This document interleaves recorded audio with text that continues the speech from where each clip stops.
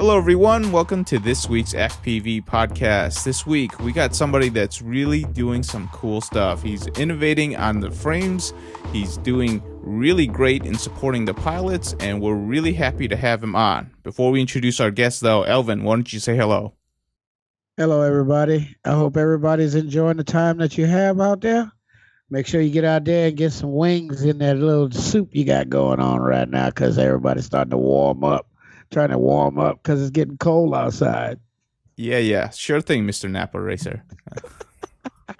Josh, please introduce yourself. Yeah, thanks, guys. I'm totally psyched to be on. Thank you so much. I'm Josh. I run Flynoceros custom racing frames, the Flynoshop.com. We're down here in Texas, kind of right in the epicenter of all things FPV. So, yeah. Definitely cool, man. And Texas, they know how to fly. I've seen a few of the events down there. They're really good. Yep. Like Texas, they always do things big. So we're really glad to have you on because I got a few of your frames in. Thank you so much for sending them. And after touching them and, just really going through them, I mean, there's some great frames. You definitely have a lot of attention to detail. But I'm getting ahead of myself. Why don't you go ahead and tell us how you got into RC and FPV? Yeah, it's been a few years now. I'd say it's been 3 years, and every year I forget, so it could have been 4. But basically, just like probably 90% of the guys out there, fumbling around, not doing anything, and their wives or girlfriends get pissed off at them. And she's like, "Get a hobby." And so I went and I picked this up, which was probably her worst nightmare, and I couldn't put it down afterwards. I remember first frame ZMR 250. I've got it over in a box over here. I was trying to put Luminaire parts on it, and things did not match up. It didn't work, and I didn't get it. I didn't know that it was brand specific stuff, and I struggled for months trying to get my first one together. Went outside, and within 5 minutes destroyed it, and started sucks. all over. Yep. Started all over. And back when I started, at least all the shops, you had to order directly from like Bang Goods or some, and it was like a month shipping. So you break it in 5 minutes and then you wait. Not like you don't get overnight stuff like you do now. You wait a month, you get another part in, you start over. But, it was, I think we all know how addictive it was because we all did it. And, I stuck with it, stuck it out, really loved it. And so personally, I went straight FPV. I don't have any experience with helis or wings or anything like that. Even though I love wings, they're so cool to watch, but the helis scare me, and I really love FPV. That's pretty cool. Hey man, you gotta try FPV helis. Oh, that's yeah. what you gotta try that right now. I'm telling you right there, y'all think y'all got something going on. You get you some goggles and you see them blades right over the tip of the camera. You're like, what the hell? This is gonna be a different kind of flight. Until you crash it, then you realize, oh, that was about $1,000 down the drain, Well, I mean, shit happens, Hey, that's the thing that's the things you like about these frames is that you can crash them, you pick them up, and you get them going again. All right. So, like, you mentioned that you got into drones specifically right from the get-go, which is actually kind of interesting. You're one of the few people who have done that. Usually somebody has a little bit of RC experience before going that direction. So you had a lot to learn. Was it like a specific video or like you just saw an ad and you're like, man, this looks cool, and then you just got right in, or how did that happen? No, I saw Sharpoo and Steel, doing barn racing, and I don't know if it was racing, it was just barn flying, and it just blew my mind, and I was like, I got to do that. How do you do it? What do I sign up? I got you. Yeah, definitely. And I think all of us are with you. Is like our first build was always the most terrible thing that has come out of us. And it's like, what is this? It's like, and like almost I guarantee you, like 90% of the people, it started off with a ZMR frame because it was, I think it was the most affordable and the most common frame out there when we first started. Yeah. Yeah, because the blackout was like $199 for just the frame kit or the kit, It was expensive. It's like, Yeah. I mean, You got the brand name, but it was still. I was like, wow, that's a lot of money. Yeah, and I mean, it's you break it so quick. You know, I mean, maybe the blackout lasts longer than the ZMR did, but mine didn't last very long. I upgraded. I did upgrade to the 4mm arms after the first failure, and learned a lot of lessons. But yeah, man, I think the quality of carbon and the overall design and stuff now where people are starting is way beyond what it was when the industry was just getting going with FPV. Definitely, I would agree with you. I would agree with you that the carbon is like twice as stiff. You know, like if you, I don't know. We're starting to, well, you know, they're starting to look at the twill count, right? We done went from 3K to 7K now, you know, and I just heard some guy talking about he's going to get some isotropic 9K, you know. I'm like, Jesus, man. But then, you know, when I hear the price of them sheets, man, I'm like, yeah, nope, I'm done.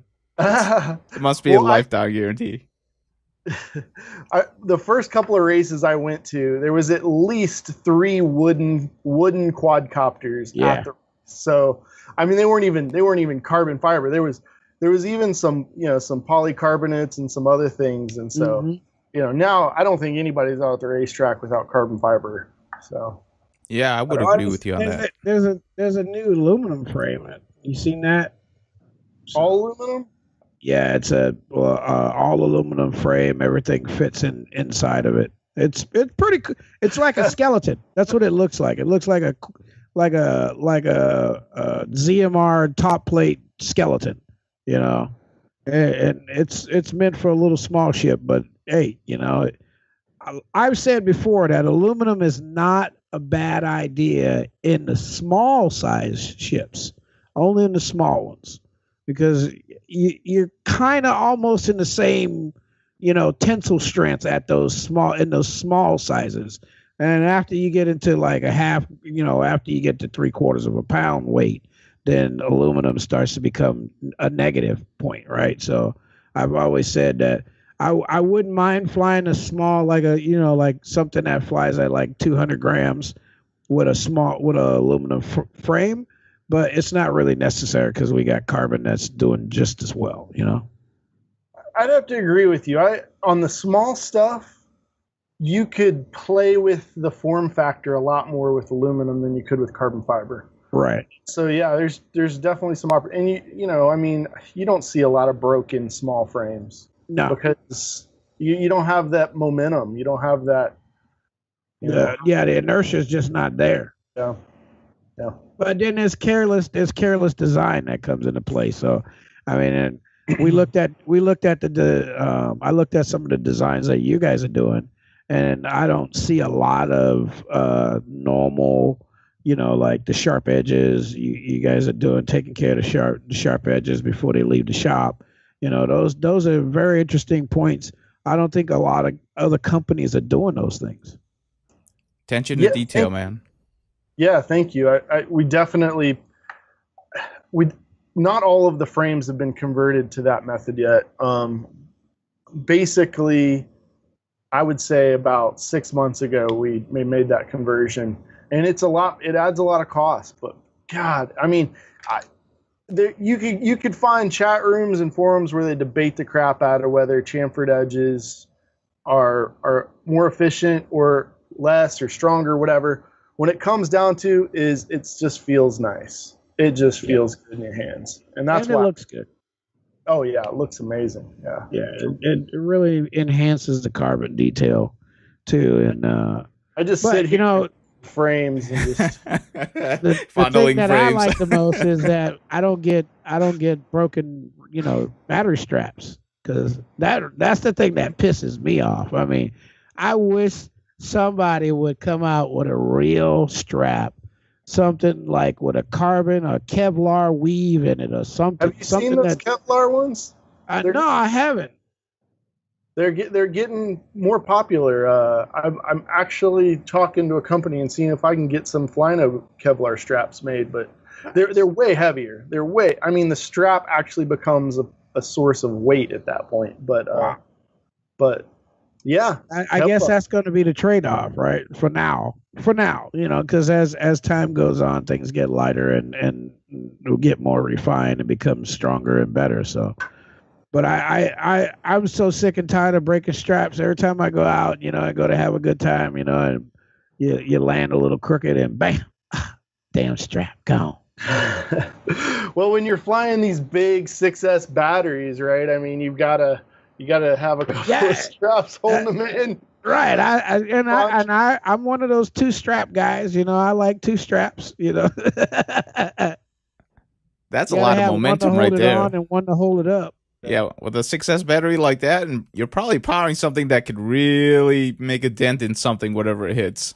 Yeah, I mean, what size battery is that? This is a 6S 3000? 1800 6S. 1800. Oh, 6S 1800. Yeah. Yeah, that's a big battery, man. This is a 6S. Hey, my fun jet will take that from you. You can put that in my fun jet and do 170. Let's do it. All right. We got a little bit off topic. So we kind of already got into this, but obviously you started your own business in which you're producing frames and also 3D printed parts. But that's actually now your full-time job. But before you were a software engineer and an architect. Can you talk a little bit about how that was going and why you actually decided to start your own business and really jump in and saying, you know what, I want to do this full-time? Yeah, totally. I'll give you the full life story. All right. Let me get my cup of coffee. I went to grad school and got my first master's was in engineering and with a emphasis in design, and because my undergrad was in architecture, I immediately came out of school and got a job working for one of the biggest architecture firms in the country. Wow. And because I had the kind of engineering background, I got to work on the engineering side of things. And specifically working with so the name of the company is SOM. And if you don't know anything about architecture, they designed almost every really tall building in the U.S. The Hancock, the Trump Tower in Chicago. We did one of my most kind of memorable things was getting to work on Burj Dubai, which is now Burj Khalifa, and that was extremely exciting. But the reason I bring it up is because I worked with the engineering teams a lot, and what I was doing is I actually got into writing software. So I would write optimization code to optimize structural form in high-rise buildings, and that's some brain work right now, baby. Yeah, it was a perfect job. Perfect job. I loved it to death. And then that whole housing market crash, every architecture firm in the country was just laying everybody off. Ouch. And I took it as an opportunity to leave on my own and went back to school. And that's when I did a master's at MIT and got into kind of more design, spent a lot of time in the media lab and the computer science part of MIT, and it was amazing. And so when I came out of there, didn't want to go back into architecture, went into software stuff, which was pretty awesome, except for it wasn't. Software sucks, and you just sit behind a computer all day and write. And so after a few years of doing that, I was ready. That's what happened, is I was looking for something to not be so bored, and that's when RC came, and it was just so amazing that I completely transitioned from what I didn't want to do. I didn't want to do my day job anymore, so I did what I liked. That's pretty cool, man. Hey, you know what? You got to follow your passions. But that's kind of a very interesting stories, right? Because you're talking about going from multi-billion-dollar projects to hey, I'm going to design some toys for people to fly around with at 100 miles an hour. But you gotta follow your passions, because I'm a software engineer too, and sometimes the software you write, it's like, why am I doing this for the 90th time? This function, it does the same thing, except it's a little small little tweak. Yeah, I get you. I get you what you're saying. But I could get you two guys, man. You pick both of you guys' brain. I can build my own rocket ship shit myself. Rocket ship. There we go. So obviously you saw a market that needed some innovation because you didn't like what was currently in there. So at the time when you started your business, what was your goal? Was it to produce a frame that you liked, or was it to design something that you wanted to fly? What was the goal there? Yeah, so that's what it came down to. I mean, it was, I think, what the same problem that everybody has is you sit down, you put your frame in front of you, and you put your flight controller and your ESCs, and you go, how am I gonna put all these things together? And then you start kind of, sticking them in there, and then you don't like the way they fit, and at least back when I started, the VTXs were huge and weighty, and oh my God, the receivers. I don't even talk about like PWM receivers, and you had to fit all it in, and it sucked, and you couldn't figure out where you wanted it. So my first designs were based on trying to design something where everything had a place to go, and it was horrible. I mean, I wasn't good at it in the beginning, and I think that's something that I like to admit, because there's a lot of garage shop designers out there, and I think I've seen it quite a bit in my local area, and it probably happens in most areas. Mm-hmm. If somebody starts designing something and they go out and they tell a story that a big well-named product is crappy, and they've solved all the problems. Mm-hmm. And I think it's important to realize that it's a process for everybody, and there's a lot of things that can be done. I mean, it's the simplest thing in the world. It's just a couple pieces of carbon that hold all your stuff, but there's a lot of little details that when you start really getting into it, you start putting, it gets really complex. And so I guess what I'm trying to say in that is, don't think the first thing you do, if you decide to go down some path of design, the first thing you do should be pretty crappy. If it's not, I mean, you're perfect, and but there's a design, you improve over time. And that's what I think I did. When I started, my biggest problem was I didn't understand how much carbon fiber actually weighed. I thought it's the lightest material in the world, so let's just throw a lot of it on there. In the frame, my first frame I created was like 150, 200 grams. And it was ridiculous. You couldn't, I mean, it was horrible. But learned, reduced, reiterated, and I think that's kind of my company's motto, is iteration. So design it, put it out, let people tell me it's crap, what's crap, figure it out, and then put out another version that's been improved. No, so, I totally agree with that. And it goes with almost any business, right? You really need to accumulate that experience and then drive it into all of your products. And what ends up happening is that you kind of create your own little design niche, right? So like when people look at your frame, it's like, oh, this is this person's frame, or this is this company's frame. And that's like a lot of the good frame manufacturers that are still sticking around. They kind of have that niche in which, somebody can just at a glance look at a product and say, that's this person's product. If you don't have a product like that, you're never going to really stand out, and you're going to have a hard time surviving. So those are some really good, important aspects that, you worked on multi-billion-dollar projects. You kind of already know this stuff innately, but there's a lot of people out there that really struggle with that. They create an X frame, and it's like, dude, like, I've seen like 40 of these in a month. So there's a lot of copycats. I mean, they do some things different, and they say, but man, there's a lot of copycats. Definitely, and it's just funny. I shouldn't say it's funny, because a lot of people put a lot of time into it. I understand that, so it's like, well, the important thing about our hobby is it's a hobby built on kind of a fringe group of people that like to. They don't want to buy something from the store. They want to kind of build it on their own, right? So it just makes sense they're going to get out in their garage and tinker, tweak, and build stuff.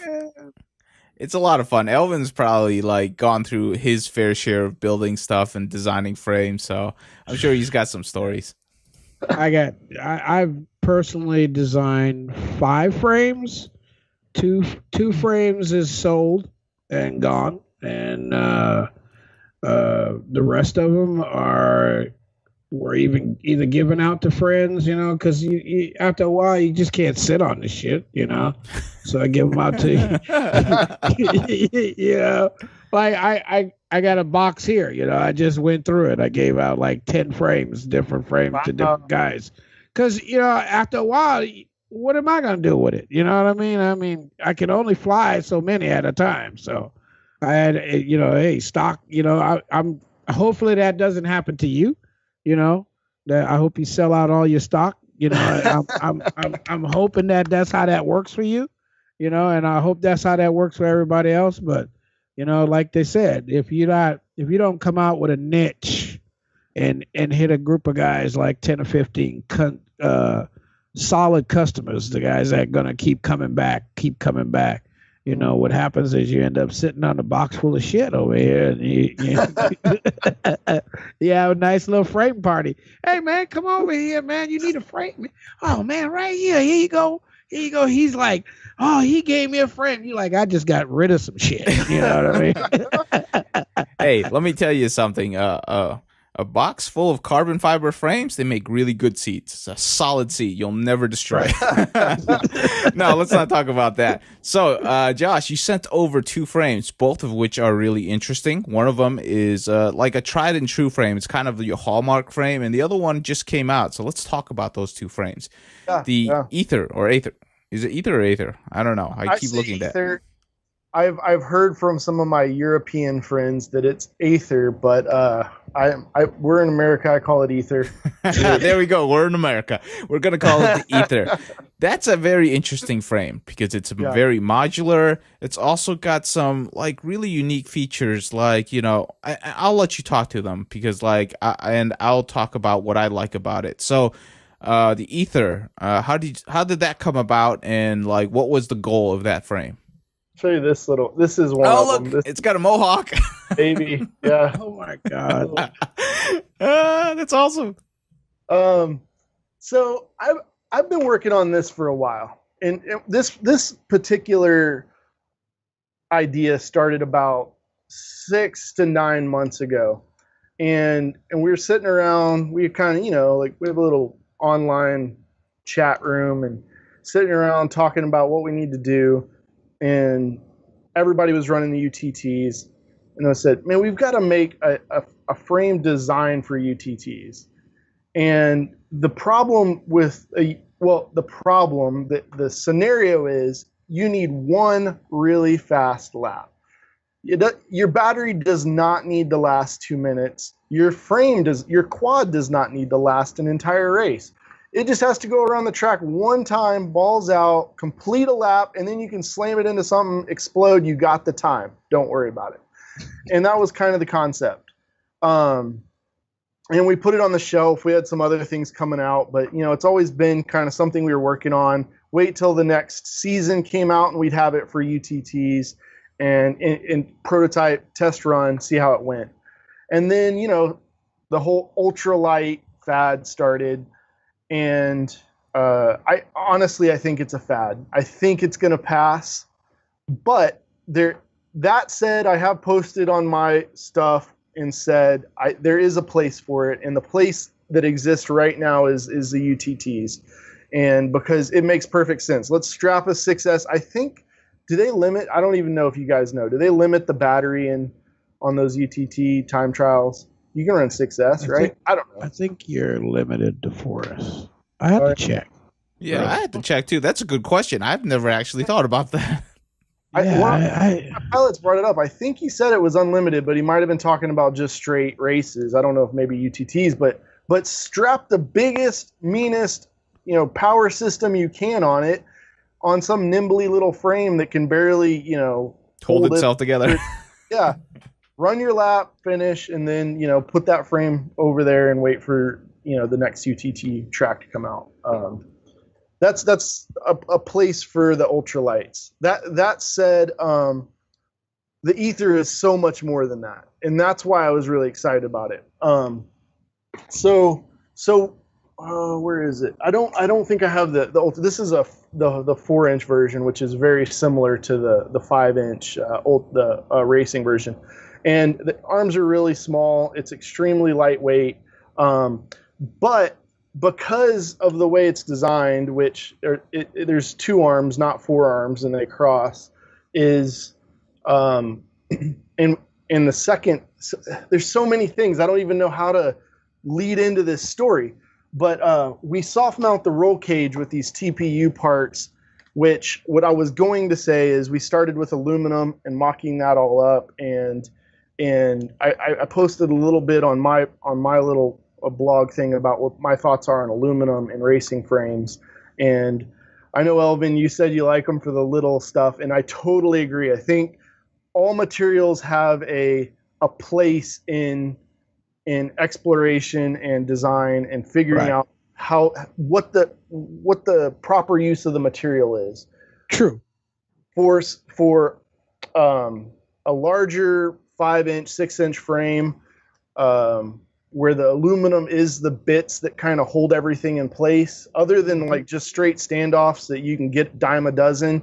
If you've got custom aluminum parts, I hope you're giving them away pretty cheap, because they're going to bend and they're going to need replacements. Right. So the cool thing is we went down that whole path, and I said, this isn't going to work. I don't feel right giving these to my customers and them coming and needing new ones a week later. Mm-hmm. And so we mocked it up in a flexible TPU plastic. Right. And it was like mind blown. It changed my way of thinking about building frames. And I will say this right now, in a year from now, when everybody's using TPU mounted hoods, you know where it started. I like that. I like that. Yeah, that's good. I'm going to come back to this video and say, I did that. Everybody's copying me, and you can see right here. But the carbon of the roll cage is connected to the base. There's no fixed, solid, rigid connections. It's the TPU that does that. Mm-hmm. And that just it added so many features. I mean, just like the snap of your fingers, bang, new features that never existed before. The simplest one is it's soft mounted. So you hit something, it's gonna give and it's not gonna break. Your carbon is not going to break, because the impact's going to be transferred into the TPU, and it's going to absorb that force, and it's going to dissipate it over its flexy, soft, cushy area. On the other hand, it also has 2 connection points, which I'm sure this video is hard to see, but it's got 2 bolts. You pull these out, the whole thing rolls up, and you access your entire frame. So you pull 2 bolts, and you can work on your whole quad. You pull 4 bolts, the whole arm assembly comes off, and you can replace your arms without ever touching your stack. So for me, that's amazing right there. Like, you don't even have to touch electronics, and you can replace. Well, you do have to unbolt the motor. You do have to unbolt your motor, people. I'm sorry, I haven't solved that one yet. But between the soft-mounted roll cage, and we're taking this into the Skull, which is our freestyle frame, our True X freestyle heavy. I like. This has been a huge debate in our group. What are the criteria of a freestyle frame? Like, if you had to make a bullet point list, what would a freestyle frame be? And I think all pretty much agreed in our small community that it has to be True X, top mounted battery, got to support a GoPro, obviously, that's why you're freestyling, and needs to have a nice nice balanced center. So center of gravity needs to be well designed. I mean, and most of the time that can be solved by shifting your battery forward or back, so it's not a big deal. But the last thing is, what should the frame weigh, right? How much should the frame weigh? And my thought is it should weigh. It should be a little heavier. Right. You want to throw around a little weight. You want to have a little extra meat behind your. I don't know. Right. You're right. So the skull, when we came out with it, was, I think it was right around 150 grams, which is like, man, that's a heavy frame, but I thought it was good. I got a lot of flack on the weight. So one of the cool things is I'm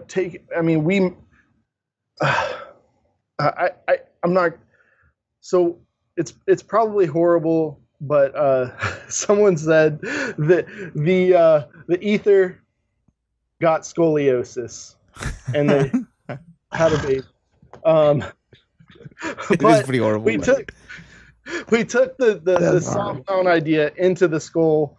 We're prototyping it right now. We're going to come out with it, and it drops about 25 grams off by doing this. So I think it's brought that. I think that back into the freestyle.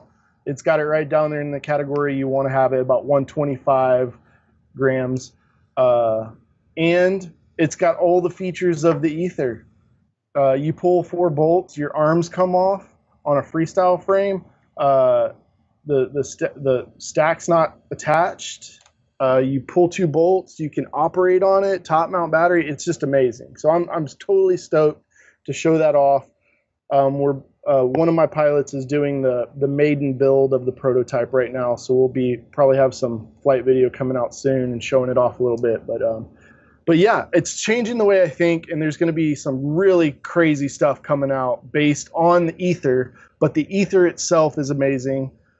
I know. I'll wrap this up. Ether has there's probably 100 different ways, combinations of parts you could put together. So you can go from that little baby I showed you. You could do. I really want somebody to do this, and if they show me a picture of parts and they're ready to do it, I'll send them the frame so they could do it. I want to take this little 2-inch ether, put a run cam split in it, and do HD video on a 2-inch frame, flying under couches or whatever you want to do with it. I think just HD video on a frame this size is something I think that hasn't been done yet. But the ether, that's the reason there's a 2-inch ether, so it can be done. But I say that, and then we have 6-inch ether. So what do you want? Do you want 6-inch like hardcore? I'd say freestyle with the bottom mount battery. I think that's okay to say, maybe. And got my little Canada flag on here. That's pretty cool. That's so pretty cool. Team Canada. But yeah, 6-inch to 2-inch. So it's extremely versatile. The roll cage expands widths. That's the other thing that the TPU lets us do. So you can do a 20 millimeter wide roll cage and drop a micro cam in it. Or you can pull it out to 30 millimeters and drop a full size like run cam split in it. And it's the same frame, same build, everything's the same. All you got to do is order it with a different set of parts. That's pretty cool. And so here are my thoughts on it, and then I'll let Elvin get a chance to talk about it. Number one, when I saw the soft mounted roll cage, he was like, oh man, it's like, why didn't anybody think about this before? And I also hope that you incorporate that into your Cerebus, because I think you can actually do that on that as well. So because then you get rid of some rigidity also on that frame as well. But I also noticed that your frames, it's one of the things I actually noticed on way back when on the Lumineer 210, in that when you have carbon fiber that is used as sidewalls instead of top and bottom mounted plates, they actually survive longer, and your parts actually survive longer, because when you hit something, it's usually going forward, and sidewalls have much more rigidity as opposed to aluminum standoff, which instantly bends when you hit something hard, right? Because on the Lumineers, they had those sidewalls for the camera, and that became like a structural stiffness and support. So it was actually a really tough frame if you thought about it. So I really like the concept of sidewalls, and it's kind of what one of the hallmarks of your frames, which is really cool, because it's an easy way for me to tell, oh, this is a Flynoceros frame because it has sidewalls. There's not too many frames that do that. It's usually top and bottom, which it's fine. I mean, I'm not gigging on those frames, but I do like sidewalls because I've noticed that they're just tougher and they protect stuff more. And then you add the TPU part to where it's a shock absorber. Now you're talking about shock absorption, which is something that we really struggle with when it comes to components and making them last longer. So two really cool things. What you talked about for the UTT frames, the philosophy, that's really cool because you're basically bringing in philosophy of F1 to drone racing, because those guys, they don't care. It's like, hey, if this part can last for an entire race and it costs $10,000, we don't care. We just want that thing to last that race, and it's $1 million purse. It's $1 million purse. It's like, we're going for it, And it's like, I like that philosophy, right? For some people that are trying to get the fastest UTT times, I think a frame like that, in which it's like, hey, listen, you're going to be out there the entire day. Just bring a whole bunch of skinny arms and skinny plates and just rebuild it every single time you break it and go for that. I think it's 7 seconds now for UTT times. It's like, go for a sub 7, a 6 second UTT time. I'm sure it's going to get broken, Somebody's going to do it. And I wanted to say this too, that the funny thing about UTT is that you're starting to see a separation of the pilots too. Like there's the UTT pilots, and then there's the race pilots. Then there's the freestyle pilots. It's starting to separate. You know what I mean? There's guys that I know for a fact that have unbelievable UTT times, but every time they show up in a race, they fail because they're so used to going wide open. They don't have that true race mentality. There's times when you don't take that corner as fast as you can because you know that the next corner is going to cause you to bottleneck into the side somewhere. So, you're starting to see that the UTT pilots, the freestyle pilots, and the race pilots. What's next, though? What's next? Totally. What's next? That's it. Yeah, that's the question. My quick opinion on freestyle frames and weight and stuff like that is I truly think that even in freestyle, you're going to start seeing different categories, because like ultra light, racing frame freestyles, they look different from something with a little mass. Mass, people that are flying frames with a lot of mass, it's a lot smoother because you're slinging more weight.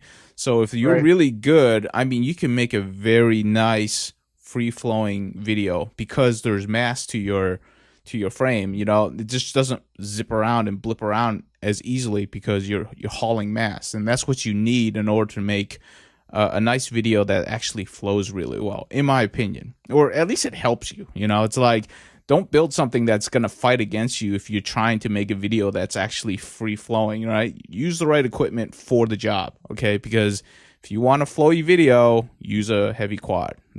That's kind of natural, in my opinion. So I think you'll have people that likes to freestyle with heavy frames and people that won't.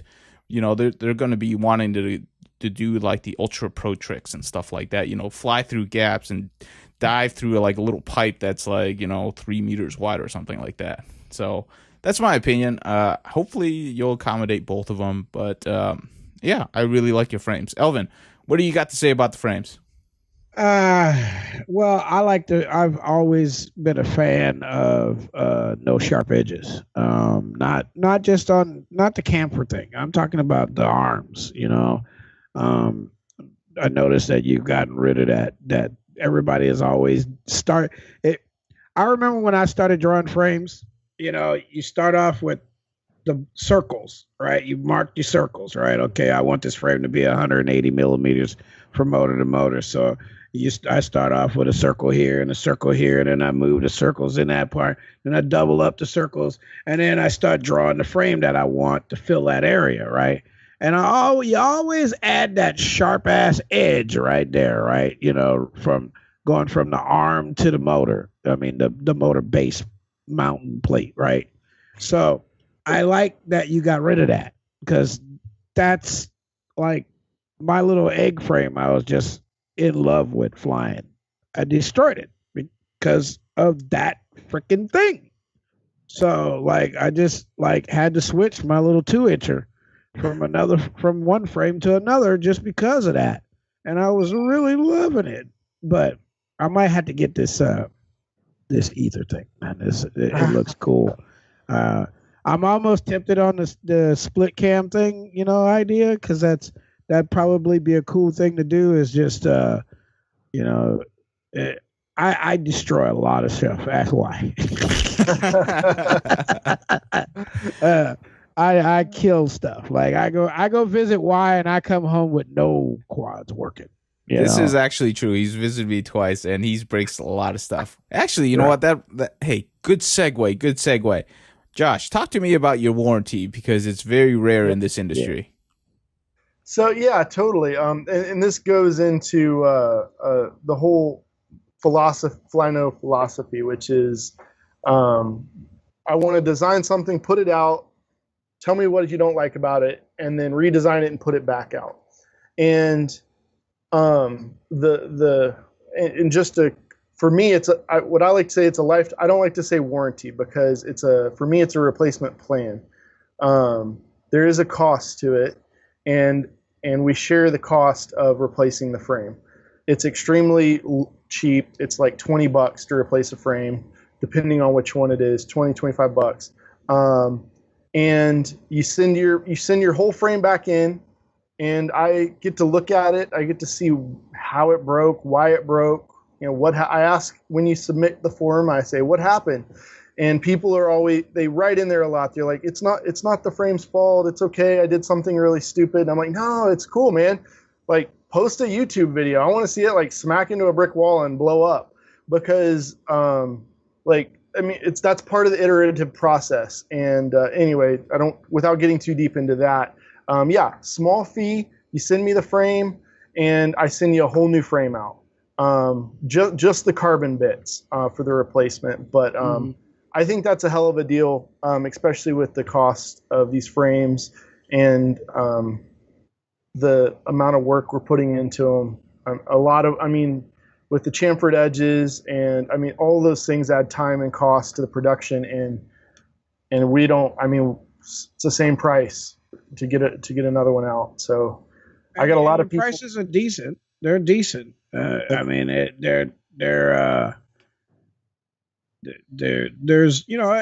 anybody can go out and buy $20 frame. There's $20 frames out there right now, and I'm a fan of those $20 frames because it seems to be like I said earlier, I break a lot of shit, and I'm just being honest. I go fly with a lot of guys, and we fly pretty much anywhere and everywhere, and I'm that guy. Go, hey, watch this shit right here, and I'll take off and go fly down the jetty and then crash halfway down there in the big pebbles. You know what I mean? And it's usually not nice. I come back walking, holding it by one motor or whatever. But so I like the fact that guys stand up for their product. I'm cool with the paying the fee. That's not a bad idea. You're helping out. The mailing stuff back, I think if you're ready for that and you want to do that way, that's a great way to get feedback. You start to see where stuff starts to break, and it gives you an opportunity to make a on the run change. Like you see something actually starting to fail, in a certain area, like on different frames. So that gives you that opportunity to make some changes right in the mid production, like, hey guys, let's change this. So yeah. I really think that's an awesome way. I love the fact that you're using the TPU, because I am a fan of it. I've been a fan of it from the beginning. I said that's the way I wanted it to go, because we end up upside down a lot. We take a ship that was designed to sit vertical, and we turn it on its 45 degrees and fly it at that angle. And usually when you hit stuff, you end up upside down. So you need a shark fin to fit shark fin on top so you don't hook your back. I need that frame right there. That's what I need. That's a good looking frame. I got everything right for it right now. I like the. You know what? I think Brain Drain was the first one that I saw put a shark fin on his frame, and I always thought they looked cool because like it kind of draws your eye anytime you see a just a quad with something unique to it. It's like, oh, well, that's pretty cool. I like that. I think what you should do though is that shark fin can actually be useful because it could actually be used as an antenna holder in its own way. So I don't know. You might even be able to incorporate that into something. That was the first comment I posted it on. I posted it out to the masses, and the first comment was, "Please tell me I can route my receiver wires into that thing." See? Not yet. The Cerberus actually has. I did this because the Cerberus already has about 10 different kind of vanity hoods like this one. And some of those do incorporate the antenna mounts and stuff like that into it, so it kind of goes up through them. Yeah. Oh, I will say this though, and this is just a suggestion. If you can like make a TPU mount for your frames that holds the Immortal antennas from TBS, they're starting to get popular, and there's not a whole lot of good ways to do that right now. I think that's actually something that you might want to look into because I've gotten a lot of questions on that. It's like I don't know, but I'm sure I can contact somebody that can solve that problem for you. No, totally. That's what we do a lot, and that's all of the parts that I do. We post on our Thingiverse page, and they're all accessible. Any 3D part that I make for a frame, you can download and print yourself. And if the community gives me a part, like somebody did one of those new axial antennas, designed up a mount for it, posted it out. Now anybody can download it and print it. So that's a great. I like to keep all of the stuff in one place so everybody knows where they can get the parts. But I'll look into this Immortal antenna. It should be, to design up a part. What's it take? Like 10, 15 minutes, and then it's out there for everybody to use. So yeah, definitely. Yeah. It needs to be, the Immortal needs to be shorter. The feed line. That's my whole point. That's the thing. I know it's for 900 megahertz, so it's technically a long ass antenna. You know what I mean? From tip to tip. It's a dipole, right? That's what it is. It's a damn dipole. Yeah, but then where are you going to put that? You either put it vertical or you put it horizontal. You put it horizontal, you get further out distance. You put it vertical, you're going to get distance, but you got to go up high, And I think that the feed line is too long. It's looks like damn near 6 inches, 6 to 8 inches long. It needs to be like 2.5 inches long. Yeah. That's just my RF, knowledge. But now you're gonna get Trappy angry at you for saying that. I will tell Trappy about that. I'm gonna tell him, send him a message right now. Hey, how come that damn antenna so damn long? Hey. Watch he tell me because SWRs is wrong. Anything was shorter. That's why.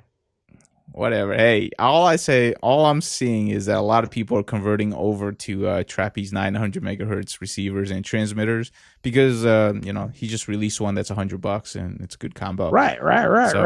And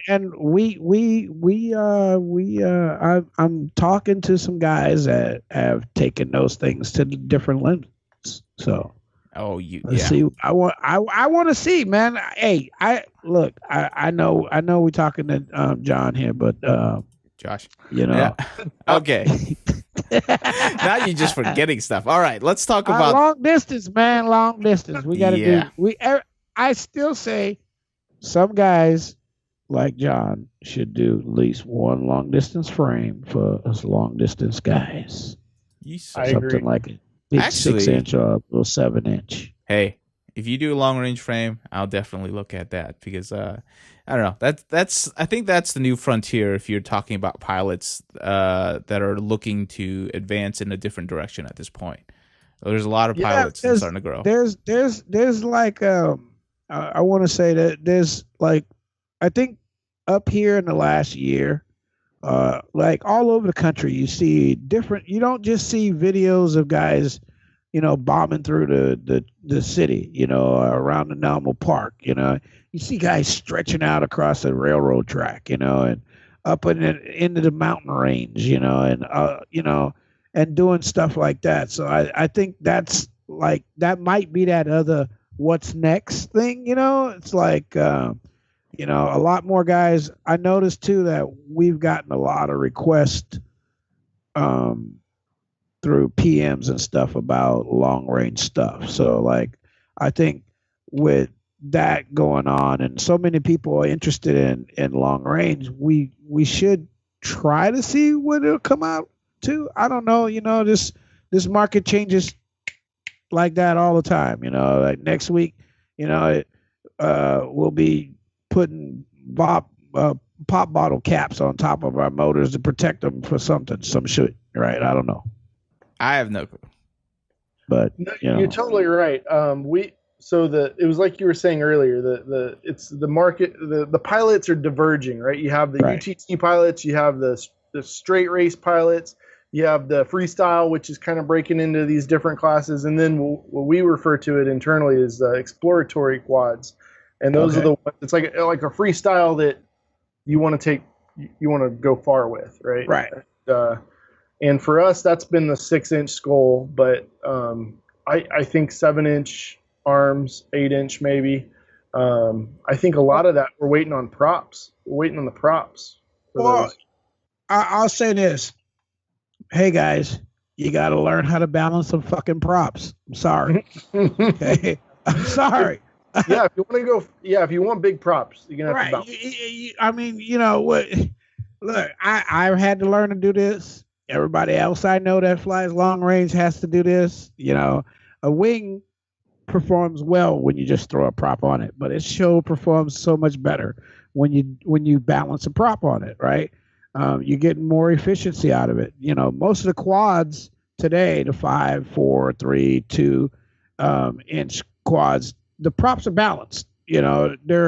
The mold is consistent. They're putting out. If you weigh all your props, they're within 1 or 2 grams of each other. Pretty much all the props today, in that size category. Now, once you leave that size category and you jump up into the 7-inch, you start to see a more fluctuation of materials and the molds and the properties for those things, because those guys haven't really been developing stuff for racing quads.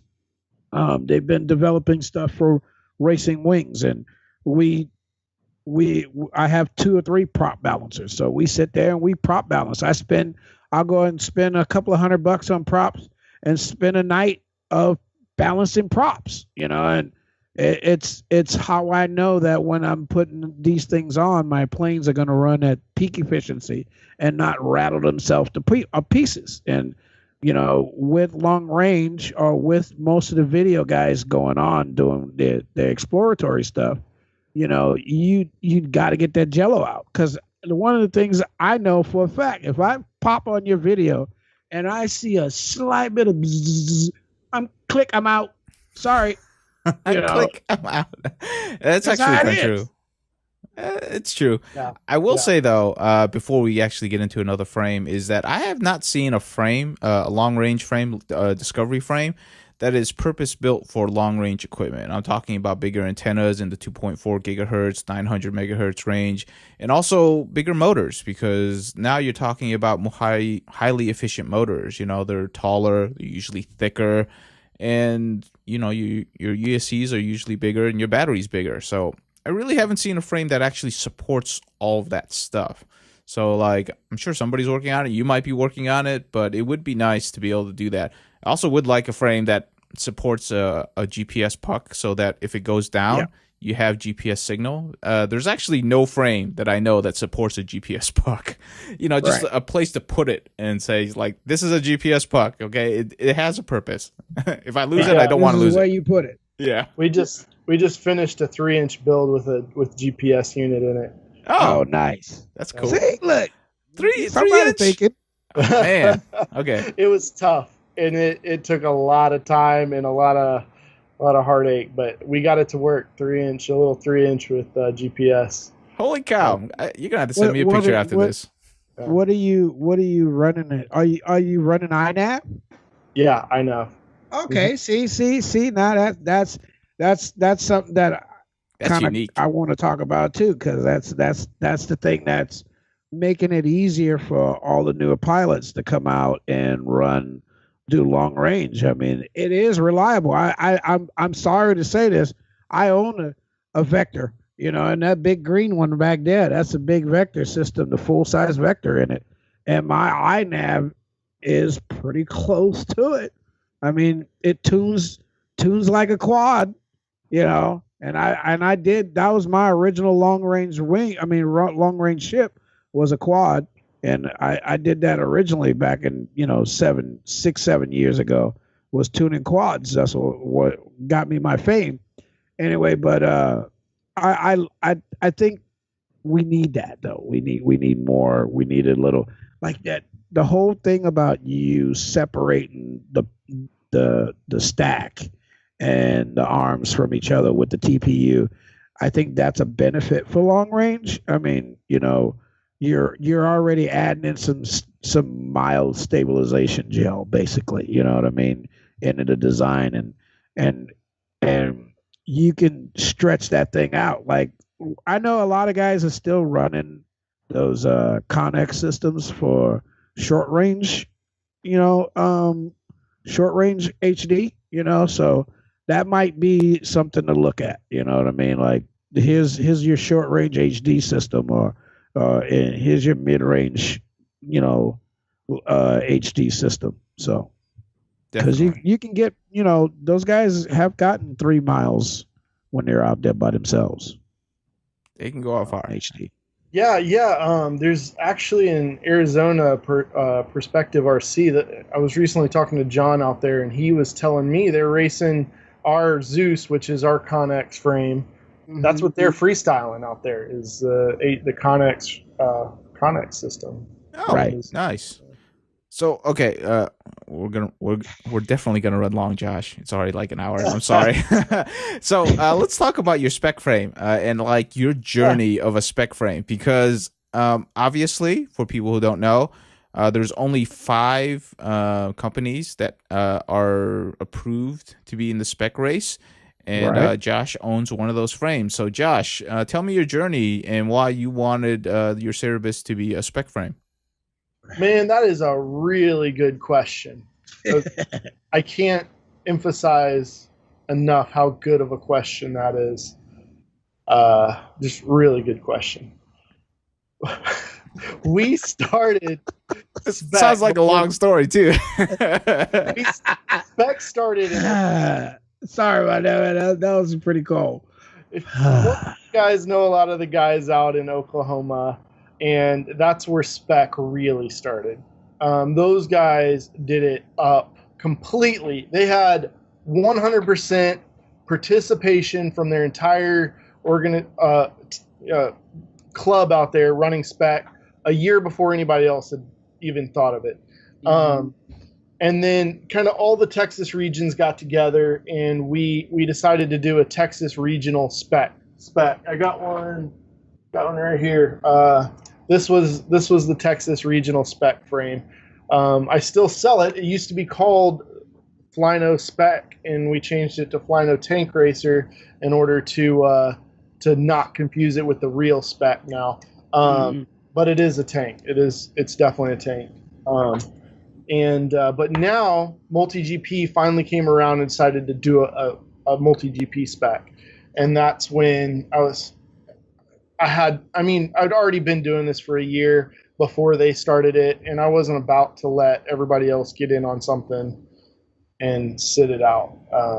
So we talked to, it was a long process, getting in with multi GP, going through the whole process, and the Cerberus was out for a while, and I debated with the pilots and which frame we were going to submit. Nobody knew what anybody else was going to put out.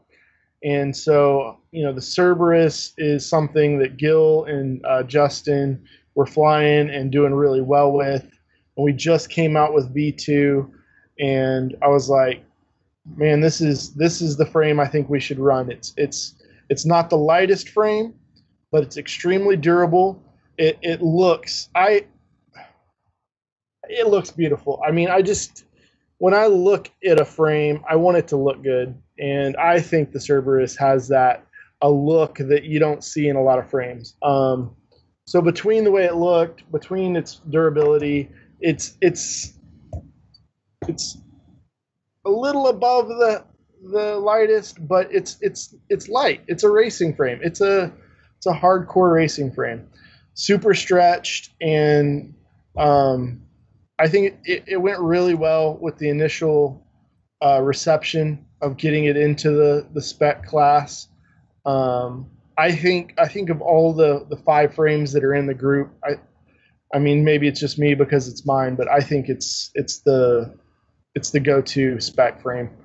And I'm really happy to be involved in it. I'm really excited to see how the next year comes about and how MultiGP keeps playing up the spec as a part of MultiGP.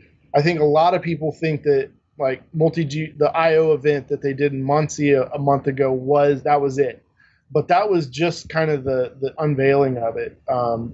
We've got a lot more to go, and really, it's not going to start until kind of the beginning of the year, the racing year, which is kind of in the spring. And so I'm excited for MultiGP to get out and push it. It was really great to meet all the other people involved, T-Motors, Emax, Trap, yes, all the people doing spec and getting involved with them and working with them to get parts and putting them together. So it's been a really great experience. It's allowed me to make a lot of connections in the industry that maybe I didn't have exposure to before as a smaller frame company. So I definitely give MultiGP props for a first pass at getting spec out there. I can tell you when we launched it here in Texas, the people involved in FPV racing are already pretty trollish. You know, yeah. you tell them they have to fly something, and you will see the worst of the worst. You will. Oh, and I'd already been through it, so I was talking to Nelson, and I told him way before they even kind of got into it. I said, "Man, you guys don't even know what you're in for. It's going to get crazy, and people are going to tell you you're horrible, and this is the end of the MultiGP because you did this, and it's going to." And it pretty much played out the way I expected it to. But props, you've got to do it, right? You've got to put it out there. You got to take the heat. You got to let everybody kind of slowly come around, and we'll see where it goes. You know, I'm excited that the next pass they'll get it. You know, they'll tweak some things. It'll get better. But it's like parts, right? I mean, I love Run Cam to death. I'm not putting them down at all. But they put out a new camera every 2 weeks, right?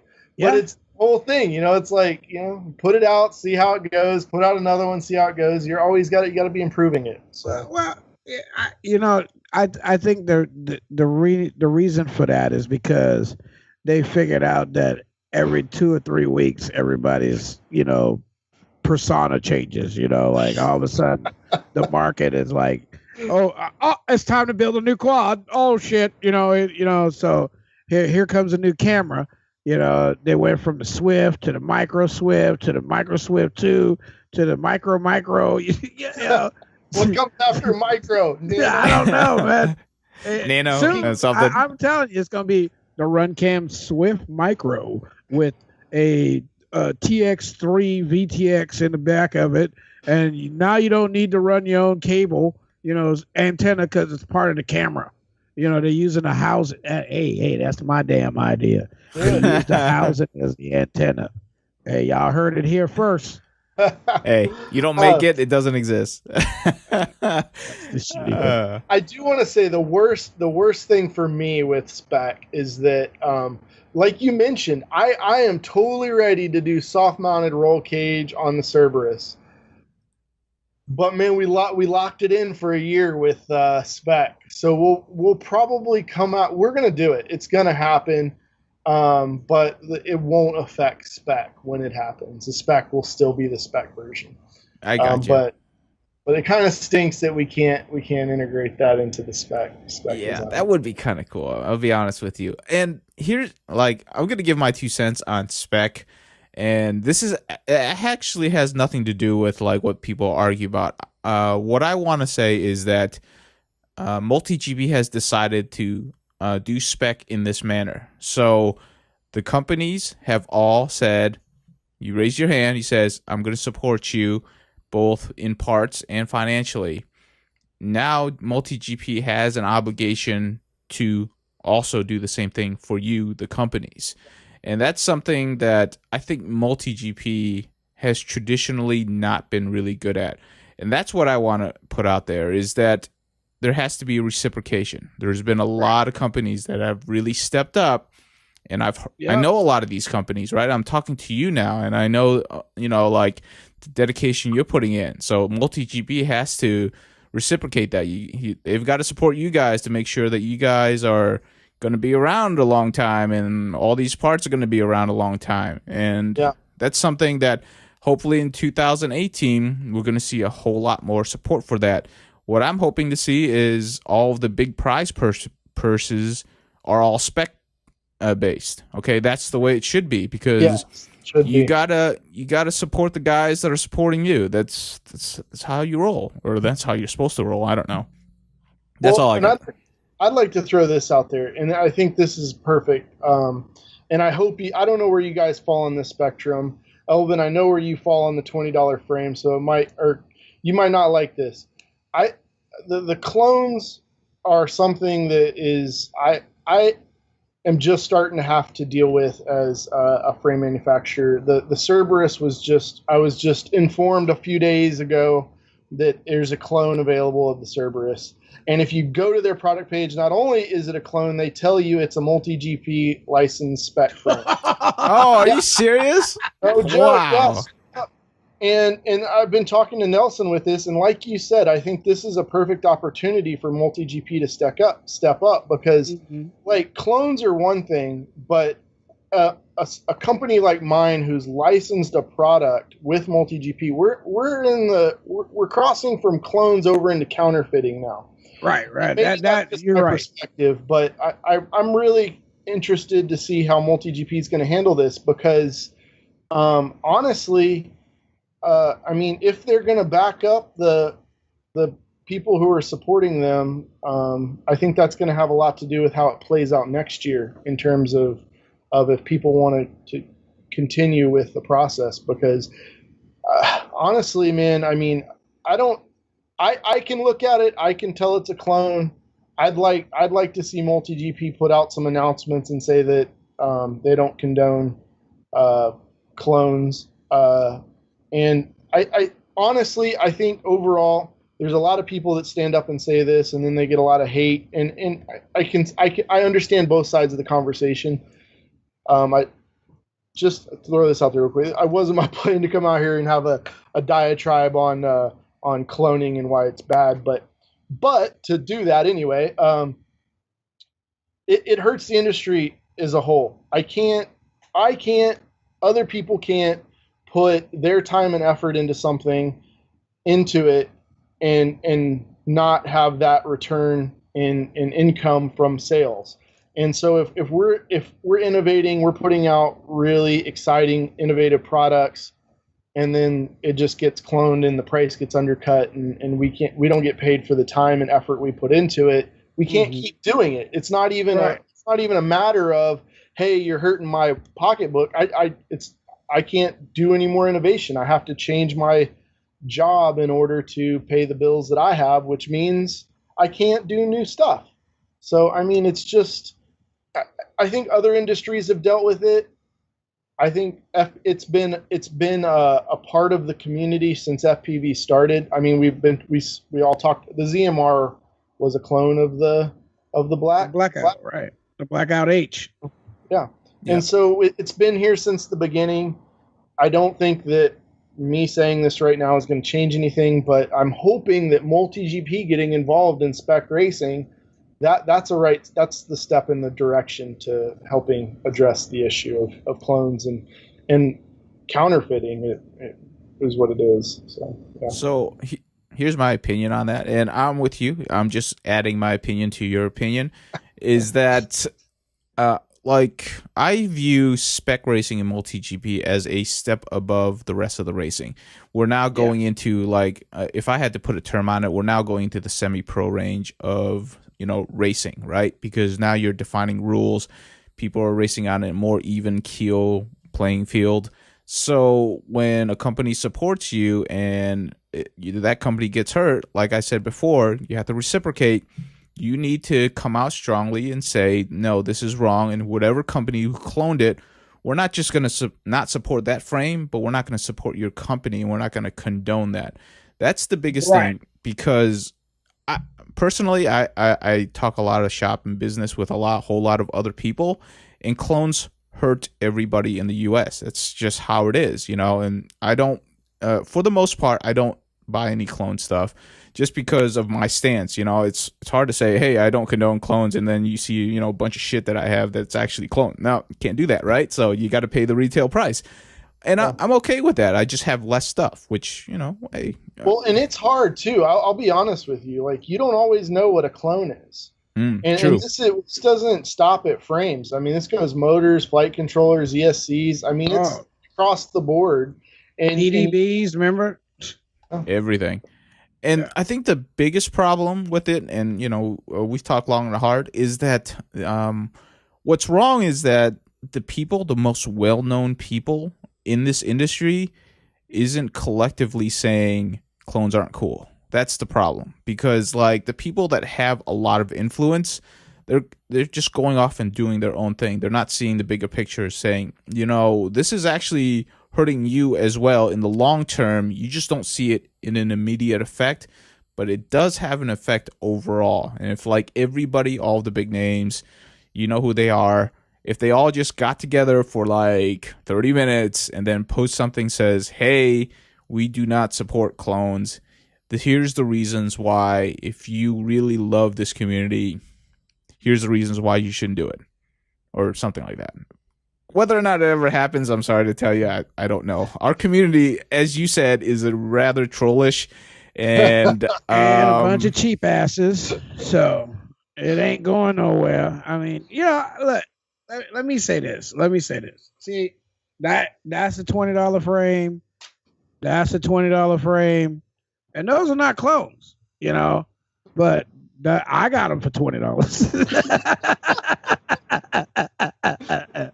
No, I mean, listen, I think there's a couple of companies out there that are doing something special. And when you step outside the box, you do something different. You're not following the norm that everybody else is following. You're obligated to make some changes and charge a little more. You're doing something different. You can say, look, those guys are not chamfering corners. Those guys are not making it so that your battery straps don't break as often, that you don't snap an arm as often. So those frames do get more money. And I'm not saying that I don't buy those frames. I'm saying that I'm a fan of stuff that when I break it, I'm not crying about it. That's what I'm saying. And the other thing is that when you look at your prices, like I said before, they're not astronomically out of whack. You know what I mean? Like you go to some people's website and they got a frame that's like $130. And you're like, holy crap. That's no different than that frame. They weigh the same. They look the same. They got, this guy maybe added a TPU something, right? And you're like, but that's not worth $150, And like when you step out and put your shoe in the door and you give a warranty. Now, see, I'm going to pay more for the warranty because, like my one of my favorite frames I'm flying now, it's got a warranty. And I fly the shit out of it because it's got a warranty. You know what I mean?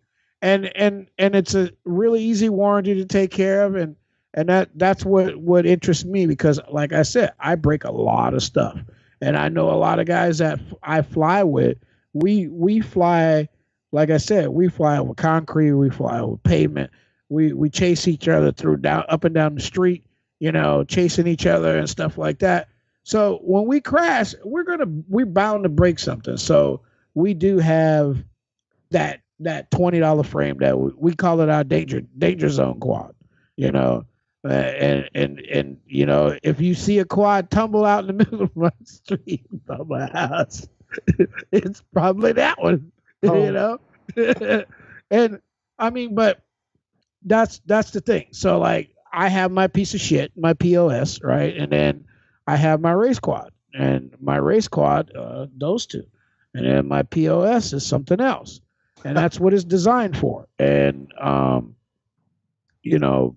some frames going to cost you $50, and most of your frames on your website is not over $50, and I think that's awesome, because one of the things that I've noticed is this market is a bunch of cheap asses, right? and college kids, come on, be nice. No, dude. Okay, that's a crock of bullshit. There's some grown ass men around here riding around and with 44-inch tires on their truck, talking about I can't afford to buy a damn flight controller, damn Jesus, but they got $400 tires on their truck, you know what I mean? And they just drive it up back and forth to work looking good, So I think with this market being like that, you have to have so many flavors, right? And clones actually has helped this community grow, because with the onset of prices of being things so low last year, it gave the community time, an expansion time, right? It gave last year is when we grew the most. Last year, the community wise. This year we're kind of like, it's kind of like shrinking, like that bubble. It's kind of fluctuating a little bit, and we lose a couple of guys and we pick up a couple of more guys. But we haven't really. This market hasn't really grown since last year. As much as it did the 2 years before. So with that being, I do think that the clones have helped us, but there's a point where we have to move away from that. And I also think that we don't have enough people feeding back into the community. And, like what I do, like I go in this box and I'll give a dude a frame and I'll say, hey, go do, go have fun with that. If you break it, you break it. If you want another one, I'll let me know. And that's giving back to the community, giving somebody an opportunity to do something that he wouldn't normally do. And you never know where that guy's going to grow from that point on. Like I'm sure there was a person that gave me something that spewed me into sitting down and drawing up my own frame once. You know what I mean? There's, and that's kind of how some of us start off, like, I can't get my flight controller, my VTX to sit right on this frame. And, let me draw something up, let me see how hard this is. And then, somebody like you say, hey, I can print that for you, or I can, cut that out for you. And we start an interaction between each other. And that's how we grow from that point on. And I really think that we shouldn't just, for racing, this is my opinion on racing. When we're racing, everybody should be flying something professionally, right? And to be a professional, you're going to spend money on the frame, right? That's just it. If you're a professional, I can see somebody showing up at like some kind of community club race thing with a clone. But if you're out racing and you want to be a professional, you have to presume that appearance and that forethought, right? So you're not going to come to the field with a bunch of clones. You're going to come to the field with your best of the best, right? And you want to perform the best because you know that coming with clones usually ends up you go home with a bunch of broken stuff, and it may happen to you like it happens to me, where even if you're buying great product, you run into shit, and stuff breaks, and you go home. But I love the fact that you guys are staying under that 50. Most of your frames are under $50, which is not a bad price, especially with the warranty. I mean, really, there's not many frames out there under $50. I think it's you guys and another company. I'm not going to even say their name because I want you guys to continue to keep doing what you're doing. I like that whole TPU mount thing. It's sad to see that not going to make it into the spec races next year though. Maybe the following year we'll get it in. We'll see, but maybe. I mean, who knows what's going to be out then? So I don't want to promise anything, but right. Yeah. Who knows? Maybe. But you're doing good, man. Yeah. I looked at your webpage and I looked at the product and I looked at some of the reviews and you guys are doing good. I mean, it's a shame that somebody cloned you guys, I mean, but that's a lot of flattery, and that's flattery, right? If you get complimented, that means it's a compliment. So right, I know a dude making wings, and every time he make a wing, some new company pop up, every couple of weeks, oh, a new wing, but don't start. It happened, right? Don't start. All right, yeah, we got to book because it would be 3 hours long. It would beat Trappy's podcast if we don't book it. Okay, so Elvin actually brought up a good point, and we're gonna segue using his point, which is you always have to support other people, and your company, Flynoceros, is actually supporting a bunch of pilots. So can you talk to us about that? Because obviously you support them, and they support you. So how is that relationship going? It's going well. I think so I have a team. There's quite a few people on the Flyno pilot team. And there's kind of a couple there's a couple different tiers or different kind of ways to be a Flyno pilot.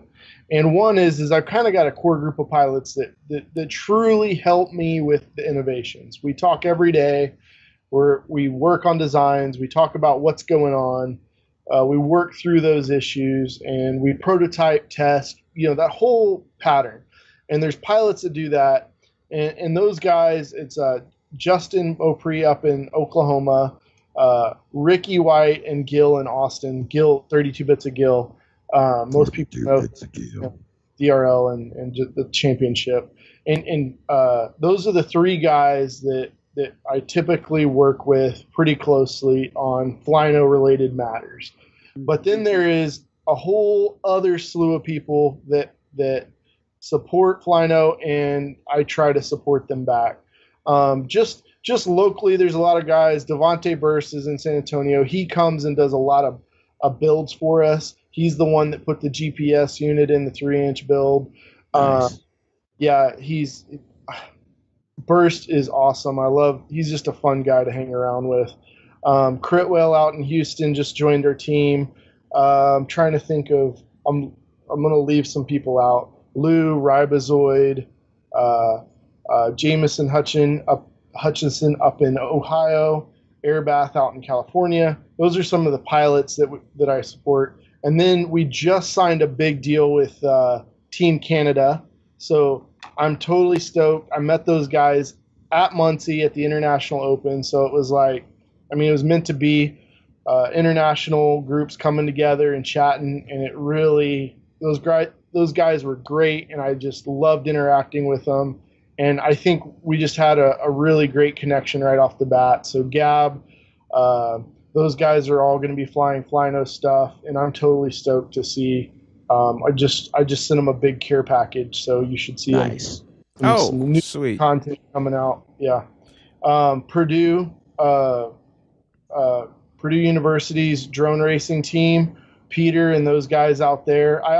They were out in Muncie, Iowa too when I was there. I got to meet all those guys. Well, a couple of them out there, and those guys are doing something really great too. And I don't know if you guys have talked to them or seen a lot, but they're trying to get drone racing going at a collegiate level. Yes. And this is something that I think is big, and I don't think anybody realizes it. High school and college level, this is going to be a sport kids get to participate in and letter, just like playing basketball or football. It's going to happen, and I am an advocate for it, and if you're trying to do that, I want to help support it. And so I'm working with the Purdue guys to do it. I've talked to some local high schools in the Austin area that are interested in it. The high school level, it's going to be a lot longer process, just because of all the, there's a lot that goes into that kind of government school kind of thing. But at a college level, I think that's going to happen a lot quicker, and that'll help propel it into the other places as well. But I really want to see collegiate level racing sponsored like by the schools, supporting it just like they support their other teams. And I think it's going to go. I think it's going to go there. And I think the guys out in Purdue are the ones who are really at the forefront of that. So I'm happy to be working with those guys and supporting them as well.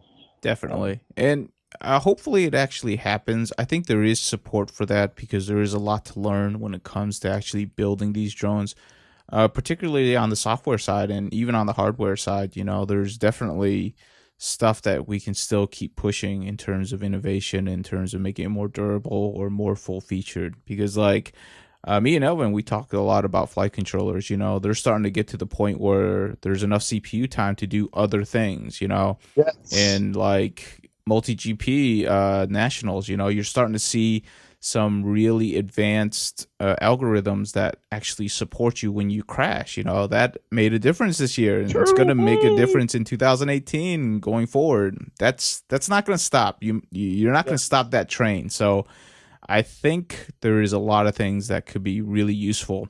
I could tell you, like on the professional side, a lot of that crash management stuff is actually pretty useful if the companies want to get involved, right? Because it really doesn't matter once you hit the branch with your professional drone. It's what's that professional drone, how it's going to react afterwards. Because right now I can tell you how it's going to react. It's going to fall out of the sky. Okay. Right. That is not a good reaction. Okay. You put together $1,000, $10,000 piece of equipment. If you just nick one blade, there's only one way it goes, and it's straight down, and it's not good. Okay. That is not a good algorithm response to something hitting a propeller. Hey, I'm just saying. So I think there's something to be said about high school and collegiate as well. And hopefully we'll see. I don't know. Like, I agree with you. There's a lot of paperwork. There's a lot of lists that you have to get on in order to be in high school. I don't know about college. Like certain engineering schools, they can just write a blank check, literally. And those are the easy ones. But who knows? Hopefully Purdue pushes it, and I'm hoping other schools, even in my didn't it just have the collegiate championship? Yeah, this year. Yeah, definitely. Yeah. So I'm hoping that they just launched they're just launching this season of the collegiate racing. Yeah. And they finished, it was a couple months ago, I think, or a month. It wasn't too long ago they finished up the last season, which was the championship. Yeah. So hopefully we see more of that, and I think MultiGP needs to actually publish more stuff on it, and also let it grow organically, like how drone racing initially started to grow. They shouldn't try to, overanalyze this, and because there's a lot of schools. I've talked to a lot of universities. Like if you try to own that, they're not going to participate. So you got to be careful, because there's in university lands, there's a lot of big egos, okay? And there's a lot of colleges with big purses. So if they don't like what they're doing, they'll just start their own, literally, because like they have some amazing donors. That's all I'm going to say. But and it's whether or not you can get on the list so that you can get some of that donor money. That's the other thing I'll say. But that's a different subject entirely. Yeah, we need to hey, we need to write a check to Flynoceros for $1.2 million. Yeah. You think they're gonna take it? Yep. I don't want little paper checks. Yeah, little paper checks with a lot of zeros. That's what you need.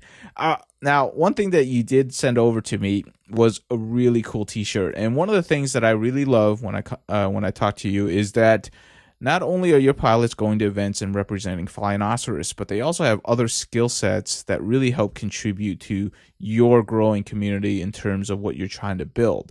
And, talk to me about Austin and, like the cool T-shirt that you sent over, because we're going to give that away as part of this podcast and other stuff. So, yeah, talk to me about it. Yeah, so we picked up a pilot, and her name is Hannah, and she's an artist / FPV drone racer. So she is an amazingly talented woman in Austin. And when we picked her up, she showed me some of the work she could do with just some of the artist things she had done, and I was like, "Oh my God, we've got to get this in and do something with it." And she was so stoked to work on something drone related. She created that shirt that I sent you, which is the Flyno Scream shirt, which she has had that idea for a while, and it just kind of came together where joining the Flynoceros team, she was able to get it out. But amazingly talented.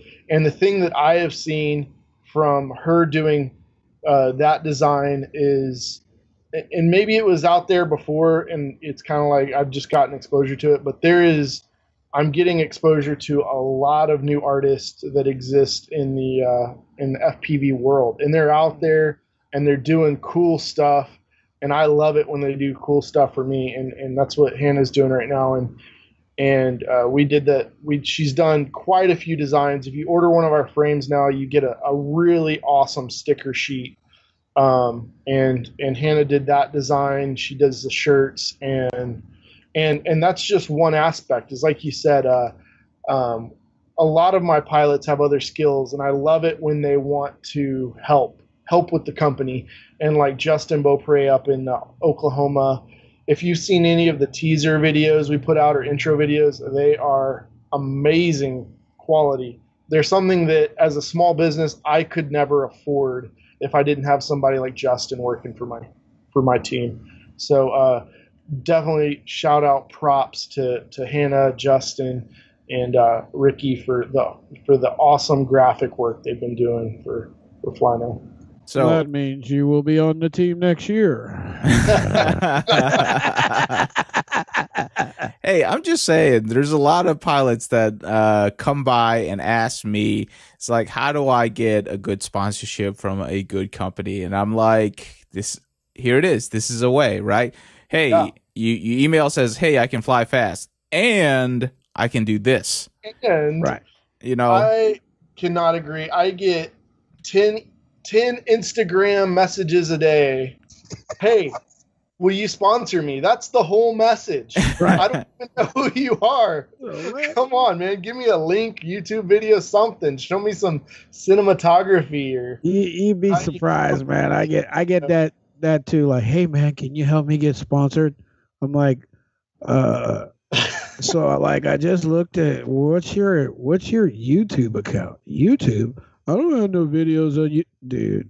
Like people don't know, it's a shame, with all this technology we have today, that some people don't know that you have to have a digital footprint.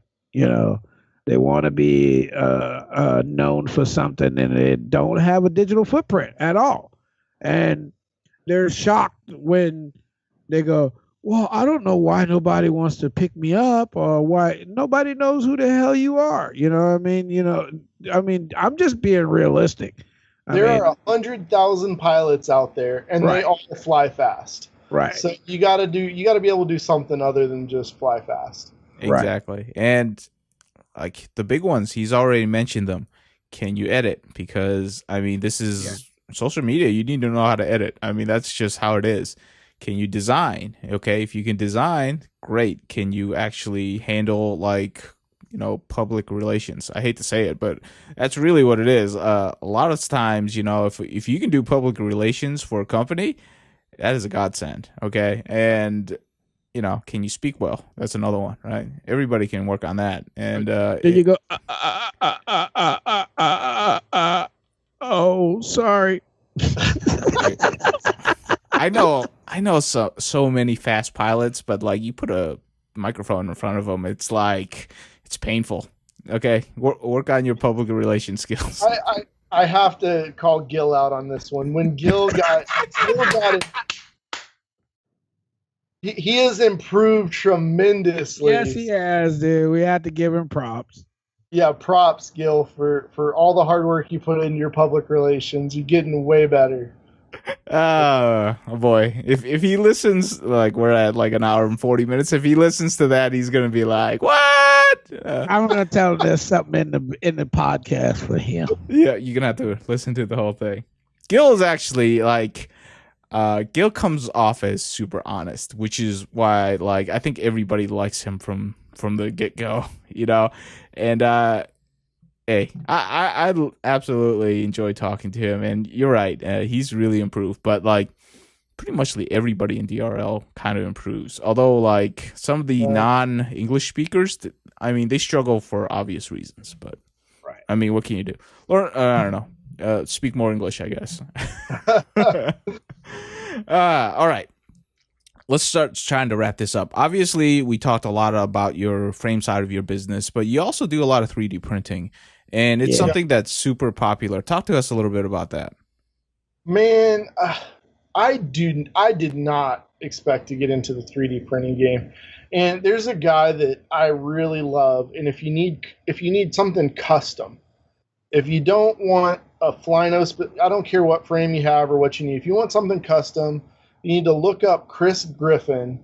This guy is the 3D printer guru. He does an amazing job, and even as much as I do it, and I'm pretty proud of the quality that I'm getting these days, when I get a part from him, it dwarfs my parts.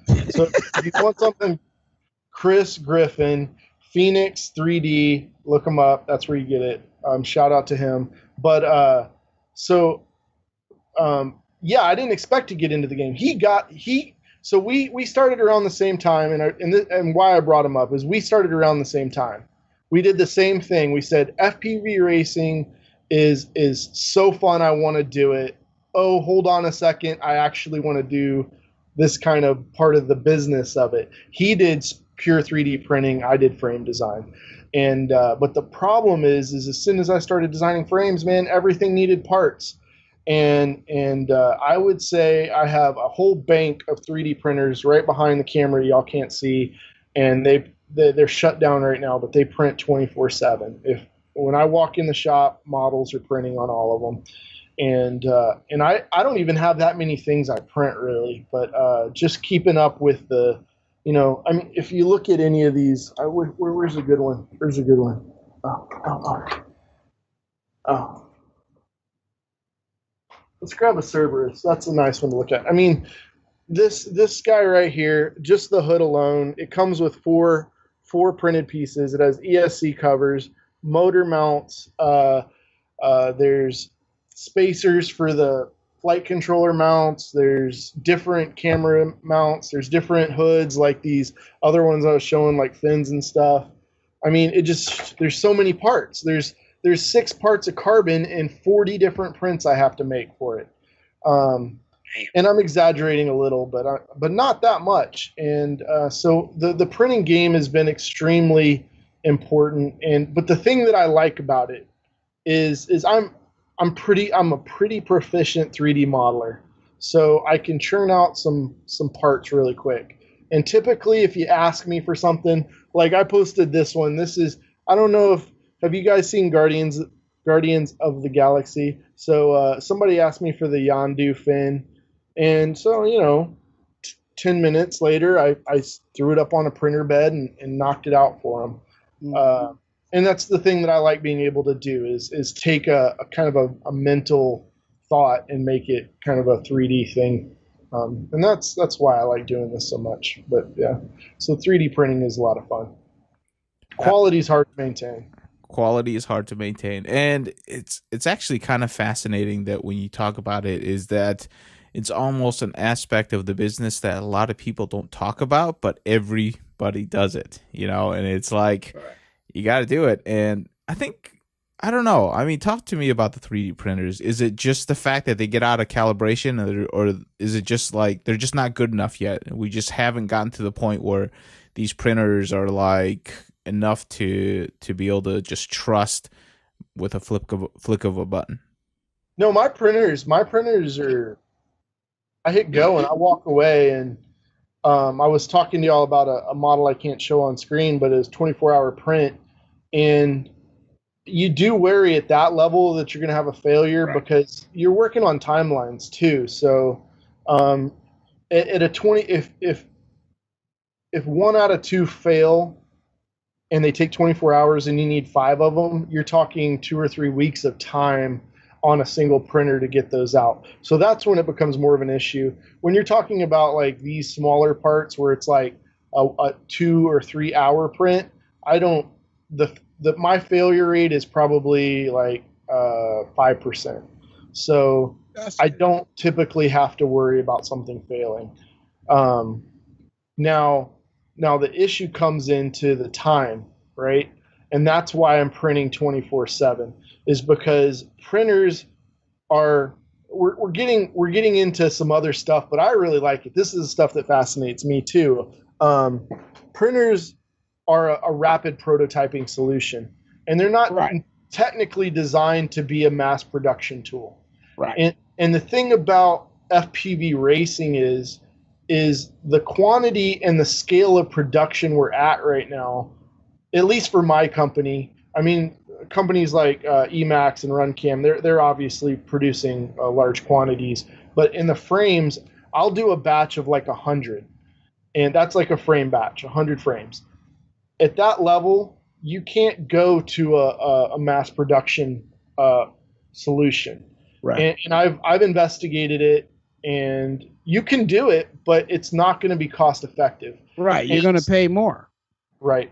And so it comes down, there's 2 factors. One is the actual cost of production, and then the second cost is man hours. And if I had a high failure rate, then I'd have to look into other solutions. But I mean, the 3D printer technology has gotten good. I have specialized heads to print. I have very high. They're not high-end printers, but they've been upgraded with high-end parts. Right.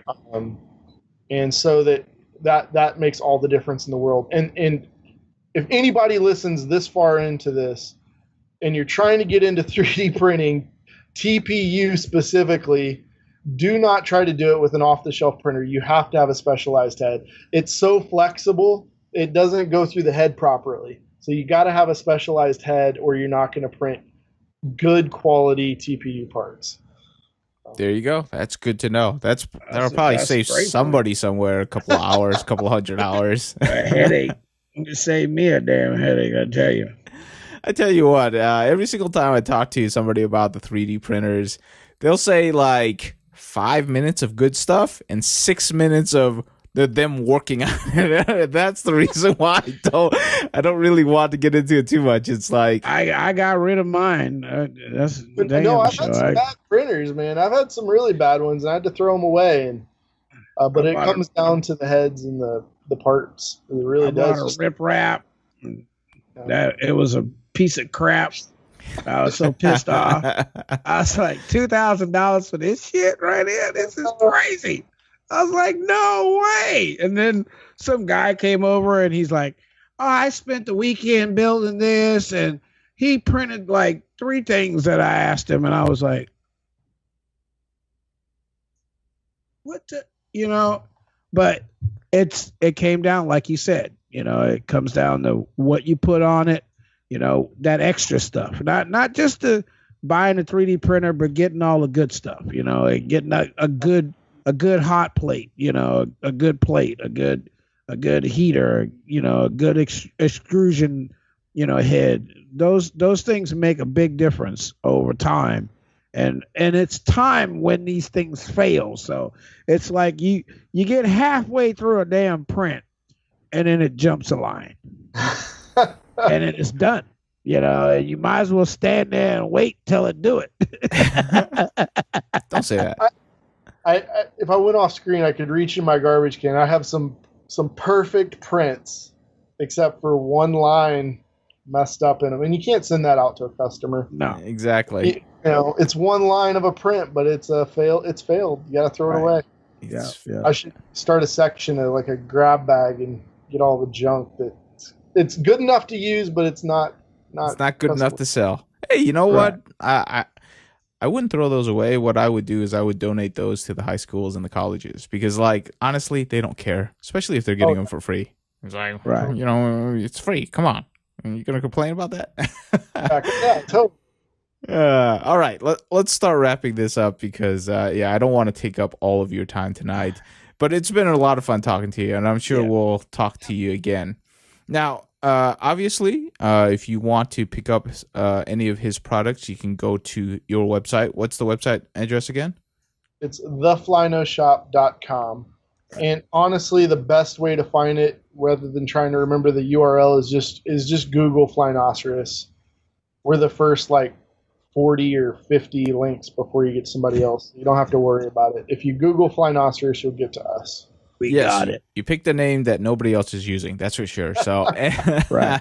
And I definitely recommend their stickers. By the way, their stickers are awesome. So, I'm sorry to say, some of the big quality manufacturers, they have some terrible stickers. He actually has some really cool stickers. Okay, I mean, the stuff that you really want to stick on stuff.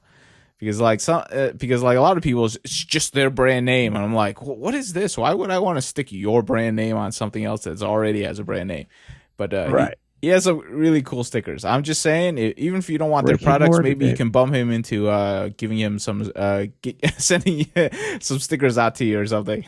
You buy a little Cerberus Micro, which is $25. You get a sticker sheet. So see, I like that price. That's a good price right there. That's a L. Vaughn price right there. That's what that is. Hey, that's actually a good size to start off with as a build nowadays. So I'm not. Don't knock on that. So I got some brand new red bottoms in the box right over here. Yeah, those are too heavy for such a small quad. Come on now. No, you're gonna have to go a little 3-inch, man. How big are they? What?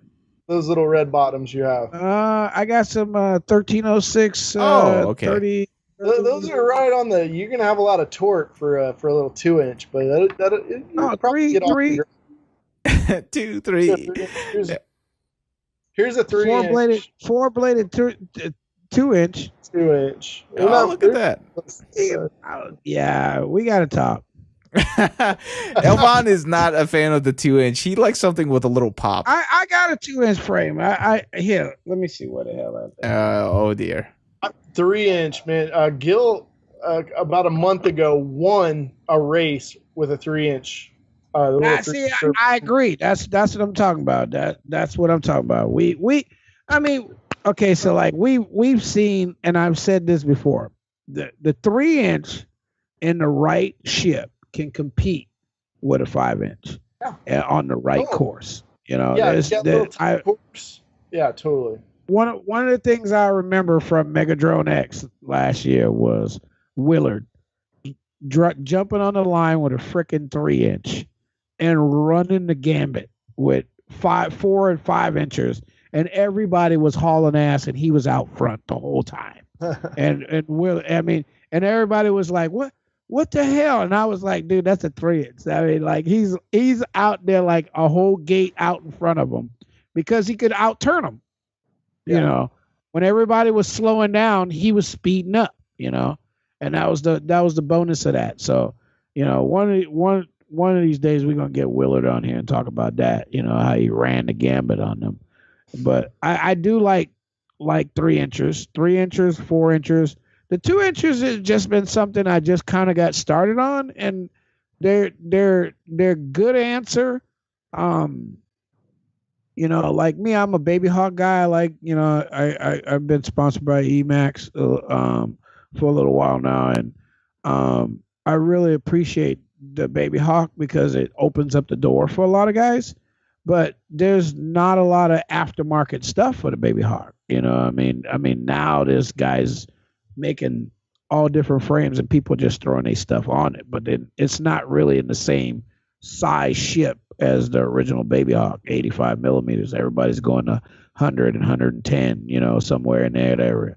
But I think the Baby Hawk is good, but there's a couple of little ships right underneath the Baby Hawk size, and where you run that 2-inch prop like what you was showing, and those ships are awesome for flying around the neighborhood. I love them. I love that. You can put a little 100 watt on or 100 milliwatt on it and run the neighborhood like no tomorrow in the middle of the night. And usually those little CMOS cameras you can see really well at night. I'm actually still looking for a 2-inch frame that has, like, one of the things that kind of bums me out is I'm still haven't seen somebody design a really great aftermarket prop guard for like indoor, like high school gym flying. That's what I'm really looking for. And like, I haven't really like that's okay, but it's still not enough. Like, I can't convince a teacher to say that type of prop guard is enough to protect against their students. I'm still looking for that. So, oh, there you go. That's pretty close. Yeah. So, yeah, this is a brushed quad though, and I want to do this a very similar thing to this, and brushless. This is brushed, and I want to redo this in a brushless package. But yeah, I thought that was pretty. That's prop guards. But, I like those. Yeah, like. See, I know. Okay, so there's a guy here in Portland who started out designing that design. He actually has a patent, 2 or 3 patents on the start of that design, and it's when he first brought it out, it was like everybody drew right to it because it gave guys that opportunity to be not worry about running into shit. I mean, it would bounce off the wall instead of going down. You could turn it sideways. You could, like, I've landed sideways on the wall and then took back off with it that way because that's how it's designed. You know what I saw recently it was actually at a military defense contract conference, but this was crazy. It was trying to think what they're called. The props were internal props. They were like inducted props. Not ducted. They were like little, I don't even know what they're called. I got to look it up again, but they're like little jet engines. So the propellers were completely internal with casings around them. Mm-hmm. So there was no way you could fly through a bush and it would just come out the other side because there was nothing to hit snag the propeller. That's actually pretty cool. And well, I'm sure that thing costs an arm and a leg too to build though. I don't think so. I think if it could be a thing that happens, and it could be a thing that happens. Could be the next thing. Could be the next big thing. You saw it. Hey, now that frame that you just showed me that you're trying to design to be brushless, if you can just make it so that those guards are replaceable without replacing the frame, they are. That's the innovation that I'm looking for, because the problem is these are actually little pieces that come off. Oh, what about the bottom one? Oh, the bottom's a full plate. That's what I'm looking for, is that, like, when you break the bottom part, like, you're asking, you're gonna have to rebuild that whole thing. Sorry to tell you that. Oh yeah. That's so. If you ever come up with a design like that, I know at least a few people. We're working on something actually. It's something that I was talking to a couple guys out in Houston about, and the idea is how do you create a quad that doesn't break? And because when people are just getting into the sport, they're going to crash. So right. The thing about it is carbon fiber is is not designed. Well, it has the carbon fiber should never hit anything. It needs something. It needs the carbon fiber is a skeleton, and what it needs is a skin. And if you put a skin around it and you protect it so that you have something to take the blunt of the blow that isn't designed to be the strongest material in the world, then it can take the blunt, it can reduce that impact force, and then when it collapses to the carbon, all of the force has been dissipated already, and the carbon fiber won't break. And so I've been working on a concept for that. It's nothing that's going to be released to like a racing community, but probably be targeted more towards newbies getting into flying drones and trying to keep them from just destroying something on a first flight. Definitely. No, that'd be really cool. It's a little bit of a different concept, but maybe down the road we can talk about it again. All right. So, I look forward to that. Lots of stuff. So. Oh, look at that. Is that a baby hawk that's been modified? No, this is my 2-inch. This is my 2-inch. What frame is this? Because it's using the baby. An elf. An elf. And then but it's using the baby hawk prop guards, right? No, it's actually using the prop guards from the egg. I broke the egg, and then I took the prop guards off of it and put it on here, and they seem to work just fine. Look. You drop that a few more times, and it's gonna break on camera. I stuffed this thing. I ran this thing. I got it stuck underneath my car the other night. I had to go jack my car to get it. That's funny. I was trying to fly underneath my car and got stuck. Wee. My wife was like, "Go! I bet you won't get on the freeway right now." It's like, that's right. Run over your quad or drag your quad all over the place. All right. Yeah, okay.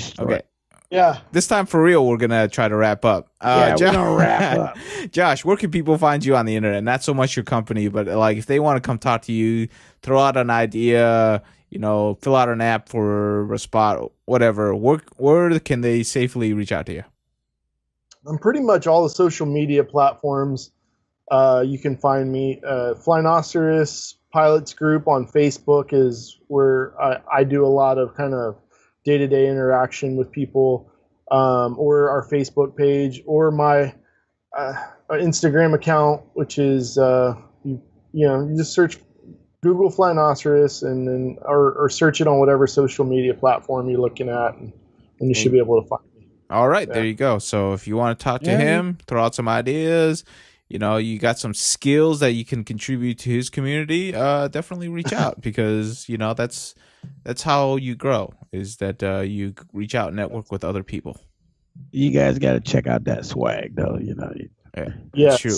Hey, and you're supporting a local artist when you do it. So it's not, it's more than just getting cool stuff. It's supporting a local artist. So there you go. I like the shirt. I like the shirts a lot, and the Scream one is cool, but I'm one of those classic guys. So I like that the red flying circle shirt, and I do like the Serbia shirt. What having exploded on it is cool. We're probably gonna do that with some more frames too. We'll probably you should. Get a pattern with the other frames. Yeah, you should. Here's another idea. All right, I gotta stop. Okay. tell me your idea, and then we'll wrap it up. What's your? I need ideas. I need more. You should do special edition frames instead of giving away just stickers. You should stick a special edition T-shirt in there as well. It's like people love special edition stuff. Like different color frame with a sticker and a T-shirt, and you just run a limited run. Well, hey, before we get off of that, frame coming out. Oh, look at this! See, okay, what? That's it. Check Gil's Instagram account when you go to it. Cool stuff coming out, folks. I wanted to say I like them freaking trophies, man. That's badass. Oh yeah, I love doing trophy designs. Those are fun. Oh, that's badass, dude. If you do need a trophy, ask me, and we'll work on something. I like doing cool trophies. Yeah, that is cool. See that? You see that? Why? Dude, cool he just sold me. Okay, 2018. I always need trophies, man. I run a lot of events down here, so we're gonna hook up on that. Definitely. Yeah, that's cool trophies, man. I gotta tell you that. Yeah, I love having good trophies to give out to people because, like, the regular stuff, they kind of suck. I'm gonna be honest. Oh yeah. All right, we're going to wrap this up. Josh, thank you so much for spending 2+ hours with us talking about our little community that has plenty to talk about. And, good luck with all of your ventures. Seems like you're down a really good road, and looks like you got a lot of stuff that's in the pipeline. So we're definitely going to, keep an eye out to see what you're doing. Yeah, man, you're doing good. Keep it up. And, hope you... is doing better at next year. It's all about growing, right? And staying in the growth. Totally. Thanks for having me on. It was really fun chatting with you guys. It didn't even feel like 2.5 hours. It felt like 30 minutes. So it's awesome. Good. Cool, thanks man. for not getting mad because I called you John twice. That's my dad. That's my dad. All right, folks, that is it. We're wrapping up for this week. Thank you so much for listening, and we are done for another session.